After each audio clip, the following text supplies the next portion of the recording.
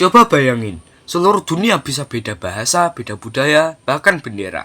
Tapi kalau soal uang, hebatnya semuanya kompak tunduk pada satu mata uang, dolar. Pertanyaannya, kok bisa satu negara punya uang yang seluruh dunia pakai? Seakan-akan itu mata uang default umat manusia. Dan jangan salah, ini bukan karena Amerika paling baik atau paling kaya. Kalau itu alasannya, yuan Cina udah lama naik. Realitanya lebih gelap dan lebih politis daripada yang kamu kira.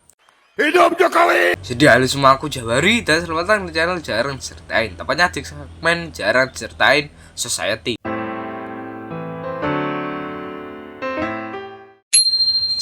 Dunia hancur, Amerika selamat. Tahun 1944, Eropa hancur, Asia porak-poranda, yang negara lain bangun dari puing. Amerika malah punya 2/3 cadangan emas dunia. Jadi ketika semua negara butuh modal untuk bangkit, cuma Amerika Serikat yang punya modal dan stabilitas. Ini momen langka, dunia butuh pahlawan dan Amerika Serikat tawarkan diri dengan harga. 2. Bretton Woods, perjanjian yang mengunci dunia. Di konferensi Bretton Woods, 44 negara sepakat mata uang mereka diikat ke dolar dan dolar diikat ke emas. Artinya cuma AS yang bisa mencetak uang yang disetarkan emas. Bukan cuma perjanjian ekonomi, ini sistem baru yang membuat dunia secara struktural bergantung pada dolar. Skeptis bakal bilang, lah mereka tanda tangan sukarela dong. Iya, tapi negara-negara itu lagi genting, gak punya banyak pilihan, dan Amerika Serikat satu-satunya negara yang cukup kuat untuk membantu dengan sukarela dalam kondisi terpaksa. 3. Nixon Shock, janji emas dicabut sepihak.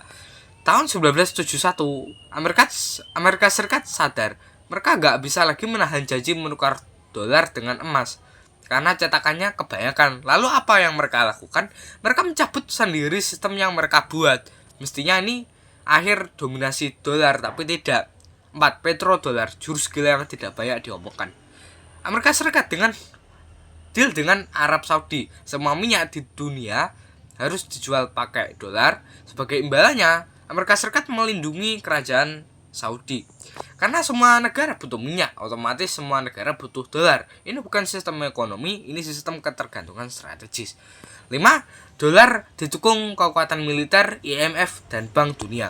Dominasi dolar bukan cuma angka, dia disokong oleh militer AS terbesar di dunia, IMF dan World Bank yang membiayai negara berkembang, dan pasar keuangan AS yang paling liquid.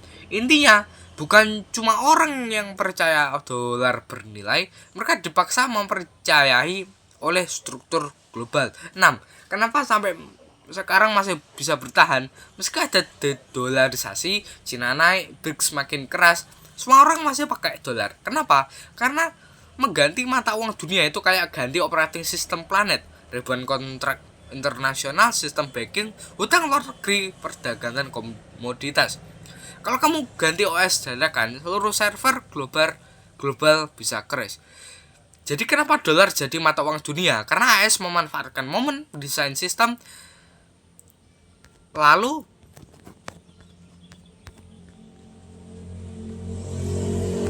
membuat dunia ketergantungan, lalu mengunci semuanya dengan kekuatan militer dan institusi global.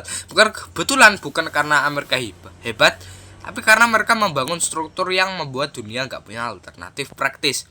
Dan sampai sistem dunia runtuh atau diganti, dunia masih pakai dolar, entah kita suka atau tidak.